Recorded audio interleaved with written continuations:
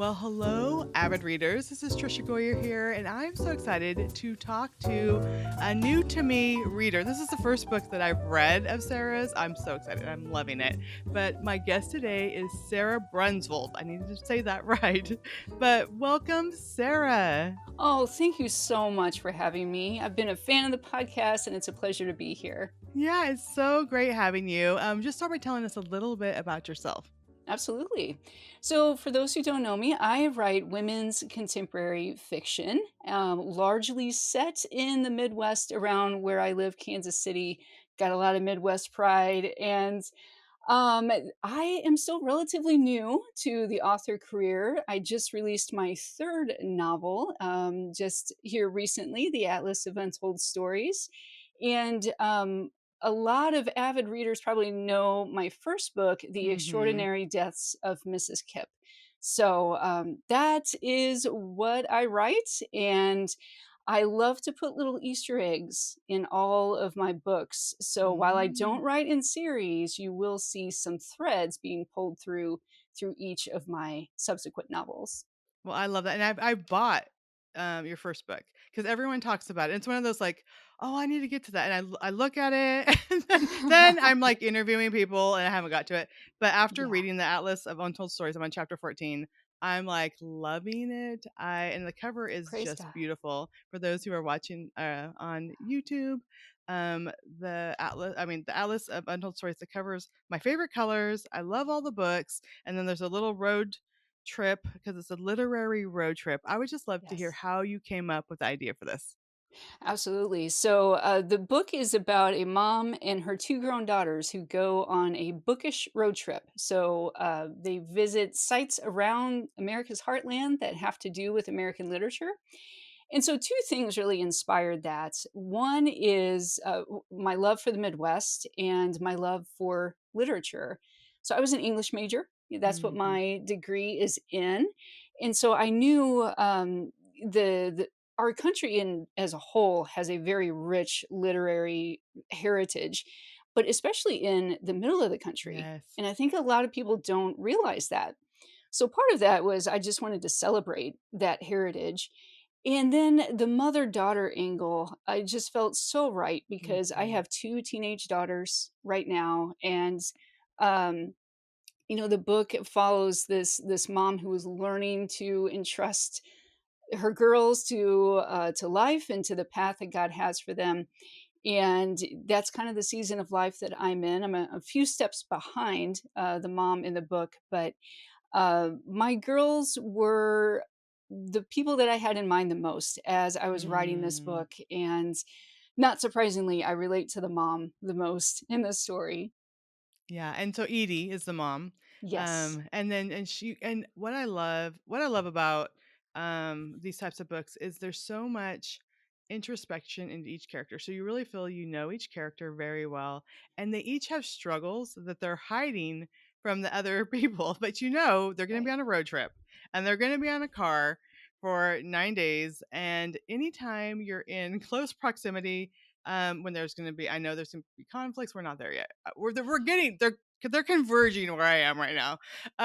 But there's going to be conflicts, and we cannot continue to hide when there's outside conflicts, and our that shell kind of disappears during road trips. So was that your inspiration of like putting them all in a car together to really pull out some of those things? Absolutely. I think it's a literal journey as well as a figurative Mm-hmm. journey that Mm-hmm. they're on. And discovering the stories of American literature, certainly, and we all experience literature in different ways depending on what secrets we're coming to those stories with. Mm-hmm. But it's also discovering the untold stories between them. Yes. And as they are uh, in this pressure cooker of a car together for 9 days, you just can't, like you said, you just can't help but start to look at each other in different ways and start to really listen to each other in different ways. And so they are on a journey to discover each other as well. And those are the stories that are going to reshape their lives the Mm-hmm. most, what they Yeah. discover. And I think we'll talk about each of the characters in a minute, but I think part of it is the stories we're telling ourselves. The stories we're telling Mm, ourselves about who we are, how we need to perform, how we mhm, should be.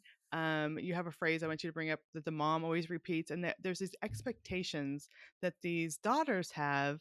Um, well, their mom's pretty outspoken. I'll say sometimes it's unintentional, but their mom is very outspoken yeah. about her intentions for her daughters. But then the lies we believe that we have to act a certain way, we have to be a certain way to get someone else's approval, which that stems from the mother's background and story. And we're not going to give away too much, but just talk about each of the characters and kind of at the beginning of the book, a little bit of where they are, and then kind of, I guess, the story they're telling themselves that I'm Mhm. sure is going to unfold in the book. Yes. Okay. So the mom Edie is at the beginning of the so okay, so she's more of the very practical minded, and so her Hmm. mother has recently passed, and they had a contentious relationship, I would say. She never really got the approval that she was seeking from her mom. So she is wrestling with that.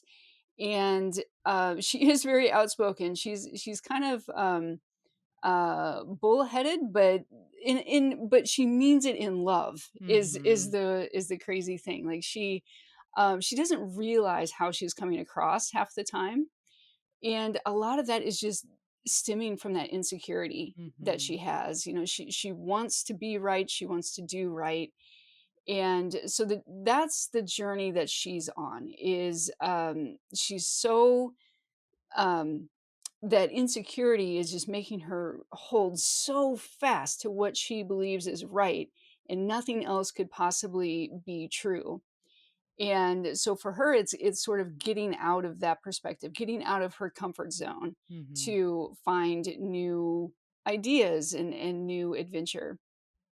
The oldest daughter, Lauren, is kind of Edie's right hand person. You know, she's always been viewed as, you know, the firstborn, the very stereotypical, responsible, together with it is also very practical, the reliable one. But the secret that she's hiding is that she was actually recently fired from her job for a very dumb mistake. One mistake. And but it was a deal breaker. It's a deal breaker in the modern Hmm. world.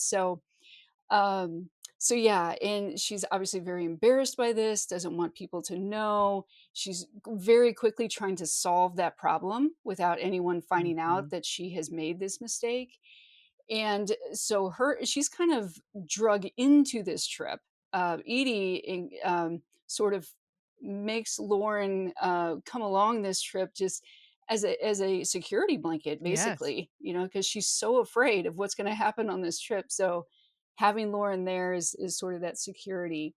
And Lauren, you know, begins to buck against that. You know, Hmm. begins to buck against, you know, maybe I want to be more free of all these expectations. Maybe Hmm. I'm not so perfect and don't want to be so perfect. So that's kind of the journey she's on. And then you have Chloe, the youngest daughter, just she red hair and just loving life, and she's the one that has the strongest faith, I think, out Mm. of all three of them. And the secret that she is keeping is that she has just accepted a 2-year art teacher appointment in Prague. And she knows that her mom is not going to be a fan of this.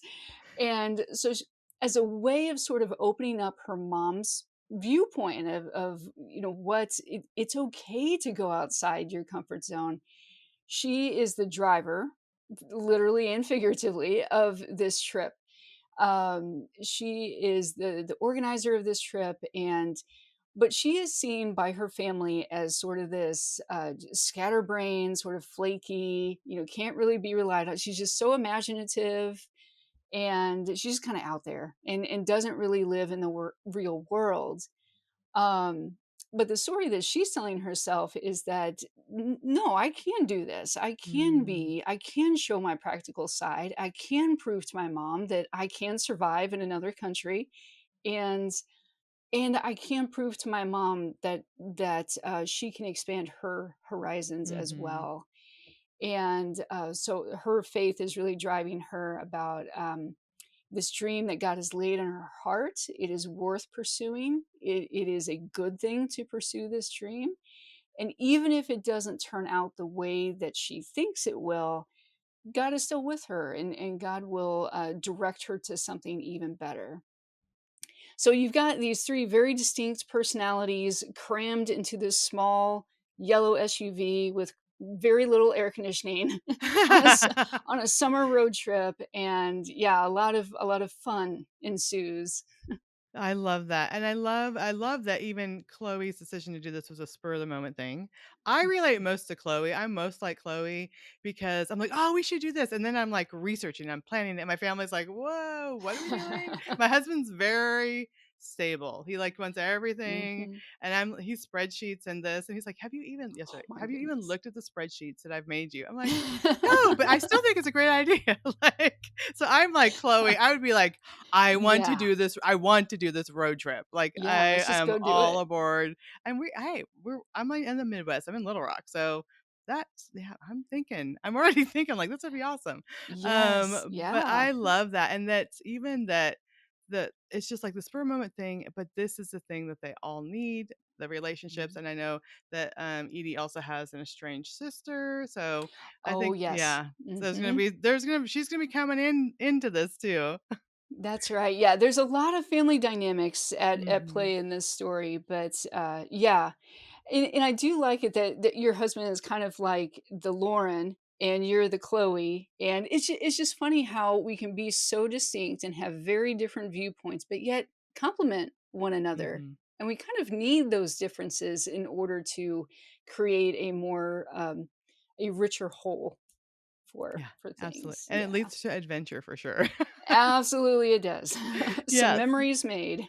Yeah, okay, so I'm curious, tell us about where the road trip goes. Mhm. I noticed the names right when they were Mansfield, different things that they were popping up. I'm like, "Ooh, I've been there. I know some of these things," but tell us, like, what the reader can look forward to on this road trip. Absolutely, yeah. So they make more than a dozen stops through multiple states. So they start in Kansas City on the Missouri side. Mhm. So they start there. They go through Kansas, Nebraska, Iowa, through the whole state of Missouri, and then into Oklahoma.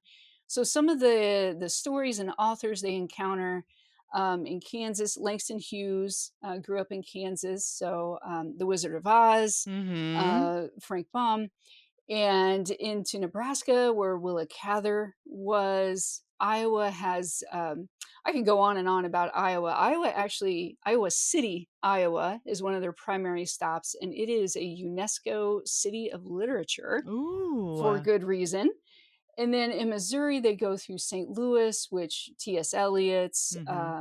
Maya Angelou has connections there. Then into Mansfield, Missouri, where Laura Ingalls Wilder, that's where she wrote Oh, the and Little if House you books. need to go to the how so yeah, it's Yes. exactly like she left it after she passed away. Like the Hmm. calendars on the wall, the It's dishcloths are there. Oh, fascinating. I love Yeah. it so much. I've been I think 3 or 4 times. It's just I love it. Wow. Yeah, I was very impressed with it. And you Mhm. you get to see her desk that she wrote at, and it's just so humble, and to think that these enormous legacy of books were written in this very tiny little office off to the side of a bedroom. It's Yeah. it's very inspiring, And I find. Almanzo built the house for her, and she was very Yes. petite, and so all the counters are, like, up to my belly button, like the kitchen Right. counters. I mean, Yeah, she was it so short. Yeah. yeah, I love it. Yes, yeah, so Mansfield is definitely a great bookish stop if you're ever in the area, and that's pretty close to Branson, Mhm. Missouri, which a lot of people don't realize. It actually started the tourism there largely started because of a novel, The Shepherd of the Oh, Hills. yeah.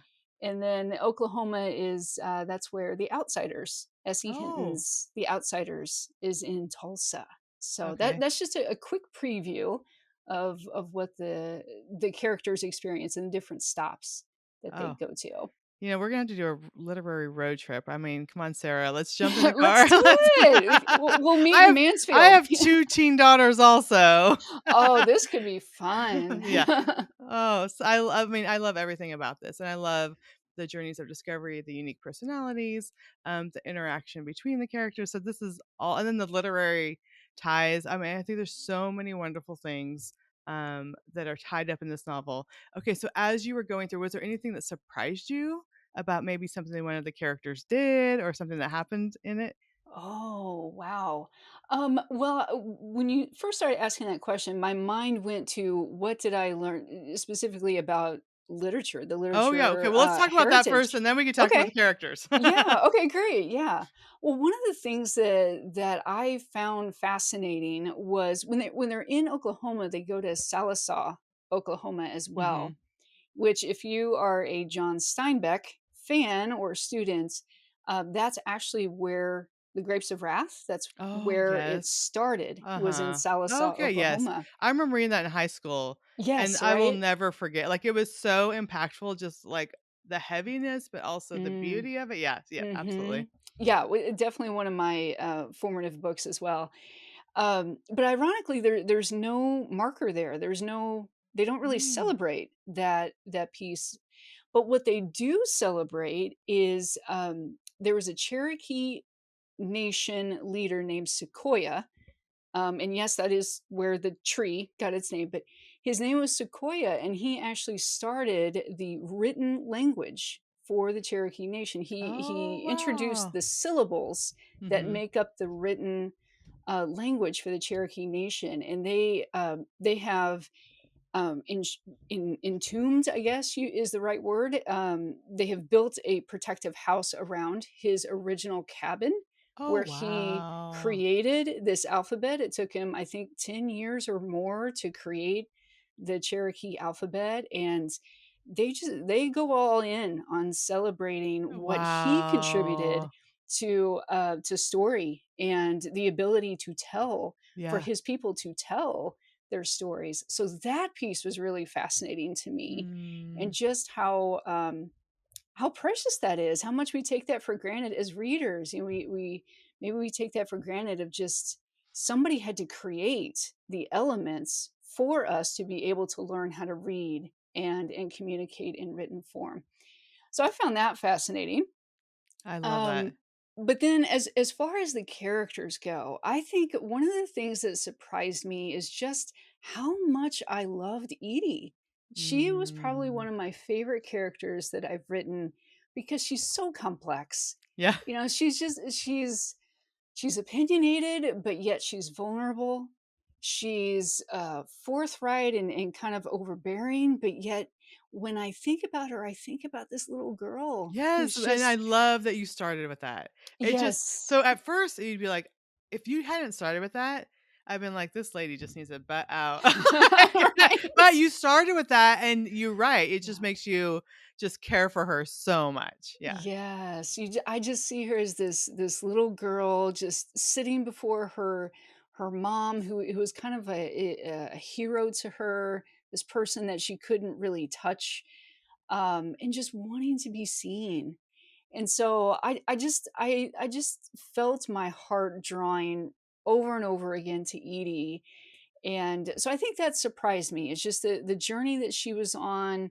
And then again, no spoilers, but toward the end of the book, there is a scene that stands out to me when they're in Branson, Missouri. So when you get there, Mm. you'll have to tell I me mean, if, we go to if you Branson at least get like 3 or 4 times a year. We love it. nice. Okay. So yeah, you might recognize some of the places they go, but there's a scene where the characters are in Branson, and it's just this culmination of the entire Mm, trip and all three women and how they complement one another despite their differences. It just all comes together in this beautiful watershed moment. And you learn Edie learns something very important about mm. herself. And that was a fun she surprised me in what she did in that scene. Okay. So it was a lot of fun to kind of go with her on that personal journey. Oh, I love that so much, and I love Branson. Branson is beautiful. It's It like this really is. hidden little treasure that is Yeah. so homey and patriotic, and, Yeah. Sight and Sound Theater's there, which is just amazing. Have you been to Hmm. Sight and Sound Theater? I It have. is I just Amazing. it's just so I love that, and I love how you talked about, um, Sequoia and taking oral language and writing it down. I was just reading Isaiah 1:1 today, and I was reading the history behind it, and Isaiah gave it orally, and it was and so 'cause Mm. Isaiah covers 200 years, the book of Isaiah. And so Isaiah was not alive for 200 years. So these prophecies that were orally given over time, they were written down, and then they were they came true. Like because Mhm. as God's visions always do come true when he gives prophecy. And I love how they talked about in the little background on the book of Isaiah in the beginning of my Bible, it talked about how first Isaiah saw the vision and then he spoke it, and then it was other people who wrote it down and shared it.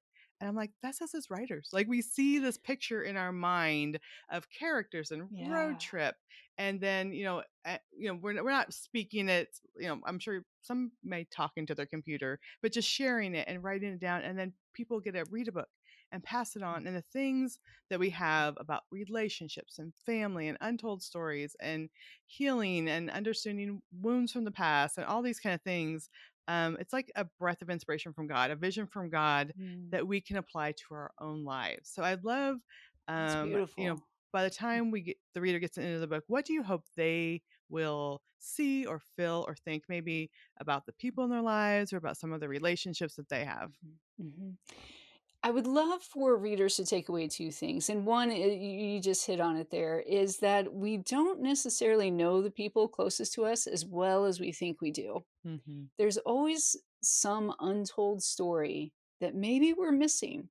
And if we take the time to listen or to not view them through the lens that we have kind of curated over time, um, but instead just kind of start fresh and really look and listen, I think that I hope that people are inspired to do that, to really understand what is going on in the experiences, in the lives, in the hearts of those who are closest to us. So that's the first thing I hope that readers take away. The other thing I hope they take away is an inspiration to go back to the classics. Mhm. They are classics for a reason, and I think that the classics have a lot to teach us about what previous generations experienced, what they went through, why they are the way they are, and I think we can learn through that.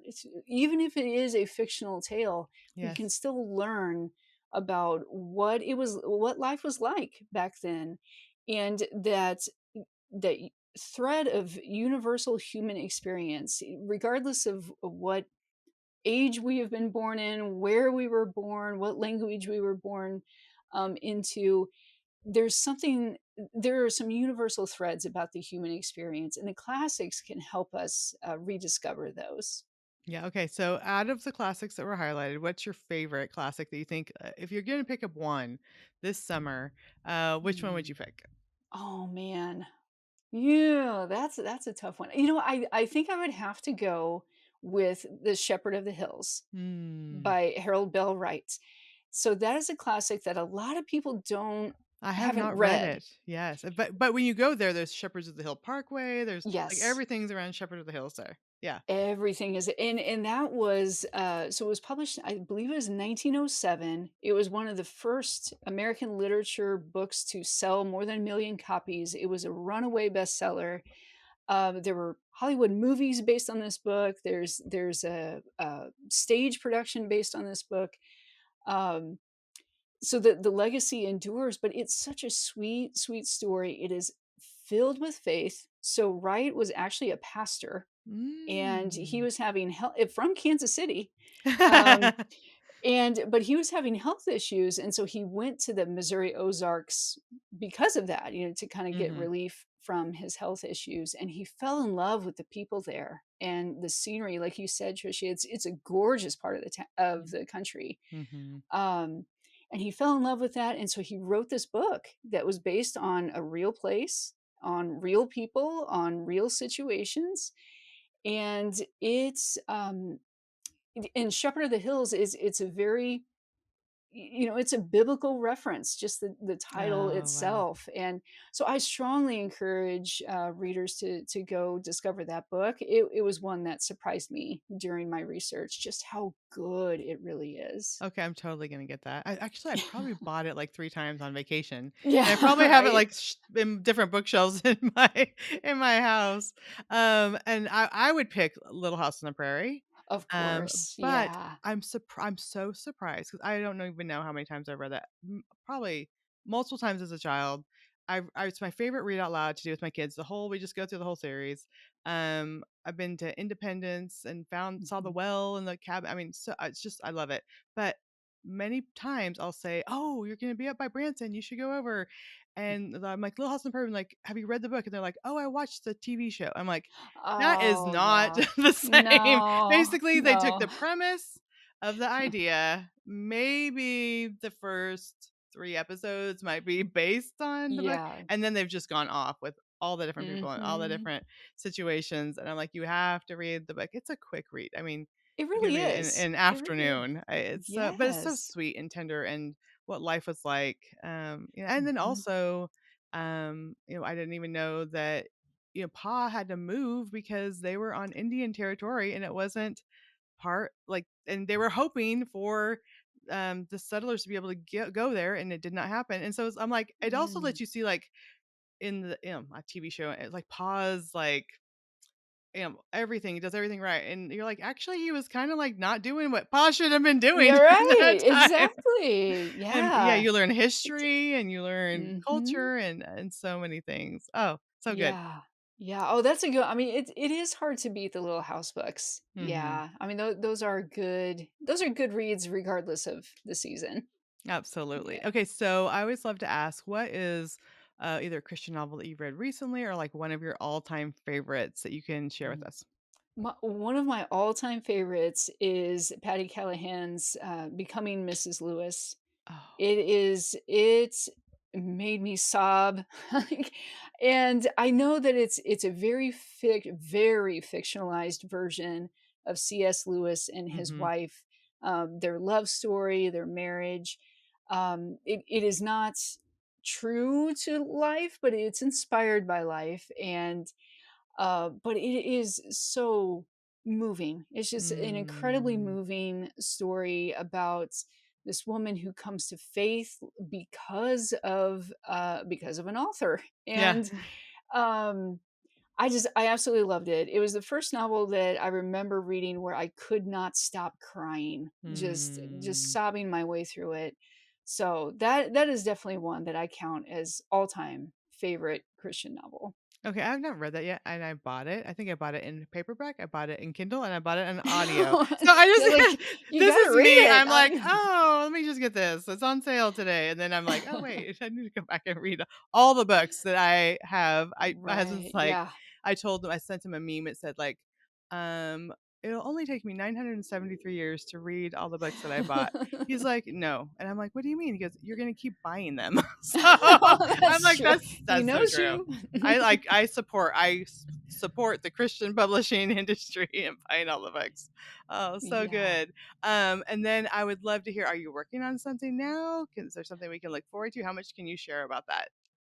Yeah, I am working on my 4th novel, Okay.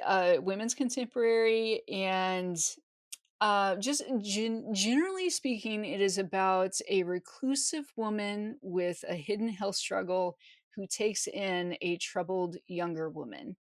So that's kind Mm. of that's the premise, and still writing it. So it is due out in fall of 2026. Okay, that sounds really good too. Oh, Sarah, it has been so much fun just getting to know you, and I'm enjoying this novel so much. I'm gonna go also listen to the ones that I previously bought of yours.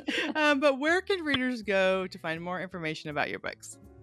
You can go to my website, sarabrunsvold.com, have all my books there along with some free downloads, and they are available wherever you buy books or ebooks.